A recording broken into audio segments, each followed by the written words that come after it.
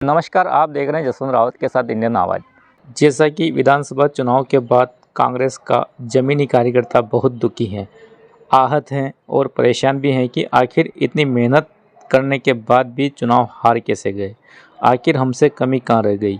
यह सोच कर पोलिंग पर काम करने वाले छोटे कार्यकर्ता, ज़मीनी स्तर पर अपने नेता का गुणगान करने वाले कार्यकर्ता, अपने पक्ष की बात मजबूती के साथ रखने वाले और छोटे छोटे स्तर पर विपक्ष की बड़ी बड़ी गलतियां बताने वाले कांग्रेस के आम कार्यकर्ता इस चुनाव परिणाम से दुखी नज़र आ रहे हैं।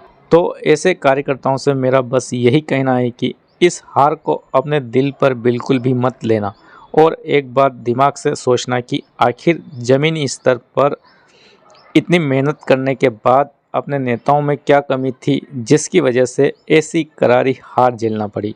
और जब इन सभी पर नज़र दौड़ाएंगे तो पता चलेगा कि आखिर गलती किसकी थी। अब आपको मैं नीमच जिला मुख्यालय पर 3 नवंबर को कमलनाथ के कुछ भाषण सुनाना चाहता हूँ। यह भाषण सुनकर आप थोड़ा अंदाज़ा लगाना कि आखिर यह क्या कह गए थे प्रदेश के आला कमान। मैं तो आपसे यही निवेदन करना चाहता हूं कि ये चुनाव सत्ता का नहीं है, ये चुनाव सच्चाई का है। और कमलनाथ का साथ मत देना, कांग्रेस का साथ मत देना, पर प्रदेश की तस्वीर अपने सामने रख लीजिए और सच्चाई का साथ देना। आप बटन सच्चाई का दबाइएगा, केवल एक उम्मीदवार का बटन मत दबाइएगा, केवल एक पार्टी का बटन मत दबाइएगा, सच्चाई का बटन दबाइएगा। और सच्चाई का बटन दबाएंगे तो हम अपना मध्य प्रदेश, आगे आने वाली पीढ़ियों का भविष्य सुरक्षित रख पाएंगे। ये भी कोई बोलने की बात थी कि कांग्रेस का साथ मत देना, एक उम्मीदवार का साथ मत देना, सच्चाई का साथ देना, प्रदेश की तस्वीर सामने रखकर बटन दबाना। तो कमलनाथ की ऐसी बातें सुनकर ऐसा लगता है कि प्रदेश की जनता ने आखिरकार सच्चाई का बटन दबा ही दिया।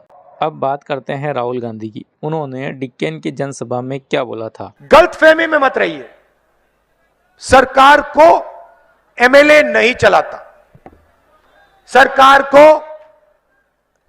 अफसर लोग, आईएएस के लोग, सरकारी ऑफिसर्स चलाते हैं। सही बात है, हर युवा आईएएस क्यों करना चाहता है?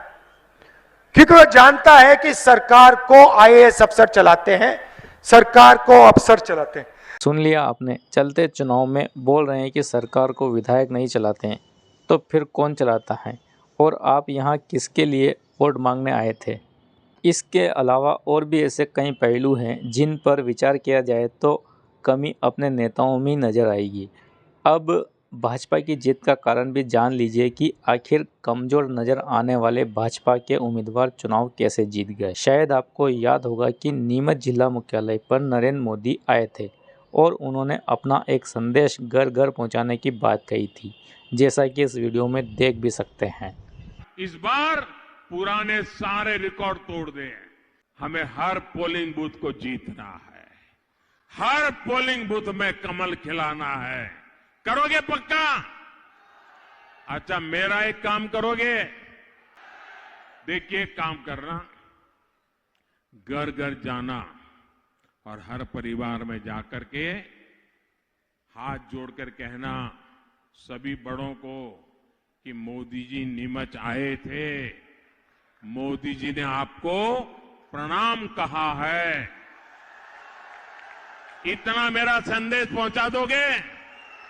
आप जैसे ही उनको मेरा प्रणाम पहुंचाओगे ना, वो मन से मुझे आशीर्वाद देंगे और वो आशीर्वाद मेरे लिए बहुत बड़ी औषध होते हैं, वो आशीर्वाद मेरे लिए बहुत बड़ी ऊर्जा होते हैं, वो आशीर्वाद मेरे लिए बहुत बड़ी शक्ति होते हैं, वो आशीर्वाद मेरे लिए बहुत बड़ी प्रेरणा होते हैं, वो आशीर्वाद मुझे दिन रात आपके लिए काम करने की ताकत देते हैं। ऐसे में मेरा कांग्रेस के उन छोटे और ज़मीनी स्तर पर काम करने वाले आम कार्यकर्ता से कहना है कि कांग्रेस की इस हार को अपने दिल और दिमाग से बाहर निकालकर बिल्कुल अपने नेताओं की कमजोरियां और उनकी खामियों पर विचार करें, ताकि कांग्रेस की हार की असली वजह पता चल सके।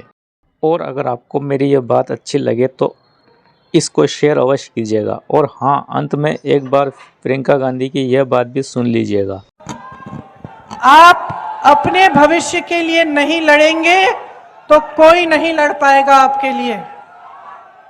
आज हम चीखते हैं, चिल्लाते हैं, जहां जहां जाते हैं हर मंच पर हम कहते हैं कि जागरूक बनो, जागरूक बनो। हम लड़ रहे हैं आपके लिए, हम लड़ रहे हैं संविधान के लिए, हम लड़ रहे हैं भ्रष्टाचार के खिलाफ, हम लड़ रहे हैं, रोज कह रहे हैं कि इन बड़े बड़े उद्योगपतियों को सारी संपत्ति सौंप रहे हो, जनता को उसके पैसे वापस करो, जनता को, देश को अपनी संपत्ति वापस करो। लेकिन जब तक आप नहीं जागेंगे, जब तक आप लड़ना नहीं सीखेंगे, जब तक आप सवाल नहीं उठाना सीखेंगे, तब तक कुछ नहीं बदल पाएगा बहनों और भाइयों। तो शायद अब आपको समझ आ गया होगा कि आखिर गलती कहाँ से हो रही है और किसे सुधार करने की आवश्यकता है। आज के लिए बस इतना ही। अन्य खबरों के लिए देखते रहिए इंडियन आवाज़। जय हिंद, जय भारत।